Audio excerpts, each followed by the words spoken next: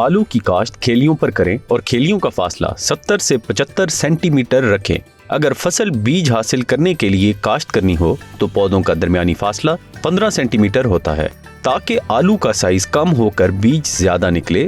जबकि राशन हासिल करना मकसूद हो तो फासला 20 सेंटीमीटर रखें। बीज की गहराई 13 सेंटीमीटर से 20 सेंटीमीटर होनी चाहिए। बीज की गहराई को अमूमन जमीन की किस्म और दर्जा हरारत के मुताबिक कमोबेश किया जा सकता है।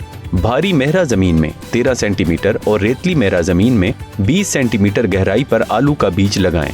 कई इलाकों में रिजर के जरिए आलू की काश्त की जाती है या मुकम्मल तौर पर मशीनी काश्त के लिए मार्केट में प्लांटर्स भी मौजूद हैं, जिससे मजदूर का खर्चा बच जाता है और निस्बतन थोड़े अरसे में ज्यादा रकबा ज़ेरे काश्त लाया जा सकता है। इसके अलावा अगर मशीन को साफ सुथरा रखा जाए तो इससे बीमारी फैलने के इम्कानात भी कम हो जाते हैं। बुआई के फौरन बाद पहला पानी लगाएं और एहतियात करें कि पानी खेलियों के ऊपर ना चढ़ पाए।